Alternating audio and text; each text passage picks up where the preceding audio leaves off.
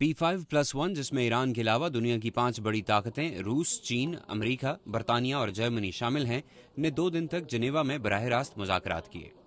इन मुज़ाकरात में कोई बड़ी कामयाबी हासिल न हो सकी, मगर मुज़ाकरात में शामिल तमाम ममालिक ने यह फैसला किया कि वो जनवरी के महीने में तुर्की के शहर इस्तांबुल में दोबारा मिलेंगे।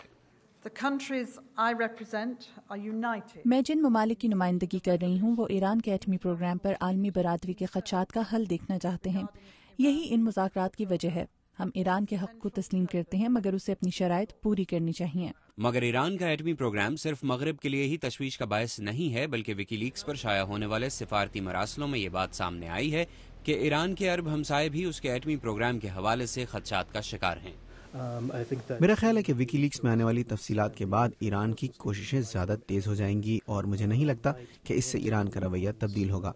मैं समझता हूँ कि ईरान खित्ते में एक बड़ी ताकत बनना चाहता है और इसके लिए उसे अरबों की मुखालफत का सामना करना पड़ेगा। ईरान के एटमी प्रोग्राम पर अमेरिका को संजीदा तहफ़्फ़ुज़ात हैं और अमेरिका ही की कोशिशों से सलामती कौंसिल में ईरान के खिलाफ जून 2010 में मज़ीद सख्त तजारती पाबंदियाँ लगाई गई थीं। 2 रोज़ा मुज़ाकरात के बगैर नतीजा ख़त्म होने के बाद ईरानी सदर महमूद अहमदी निजाद ने कहा है कि ईरान पर लगाई गई पाबंदियाँ उठा ली जाएं तो मुज़ाकरात कामयाब हो सकते हैं। जॉर्ज टाउन यूनिवर्सिटी की शीरीन हंटर कहती हैं कि अगर सिर्फ अमेरिका और ईरान के दरमियान मुज़ाकरात हों तो इससे दोनों मुल्कों के एक दूसरे से मुतल्लिक खदशात कम हो सकते हैं। अमेरिका को ईरान के रवैये पर कुछ जायज़ एतराज़ात हैं। ईरान को अमेरिका के बारे में जायज़ या नाजायज़ तशवीश है।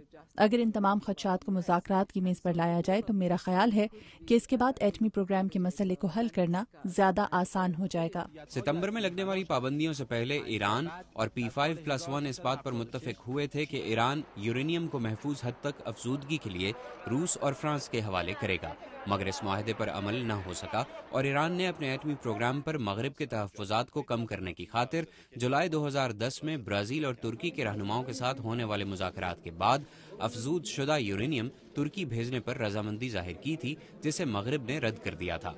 मगरबी मुबस्सरीन मुज़ाकरात के अगले दौर के लिए तुर्की के इंतखाब को ईरान और मगरिब के दरमियान एक समझौता करार दे रहे हैं, क्योंकि ईरान, तुर्की और ब्राज़ील के दरमियान जुलाई 2010 में होने वाले मुआहदे के बाद से बाज़ मगरबी ताकतें तुर्की को इस मामले में गैर जानिबदार नहीं समझती।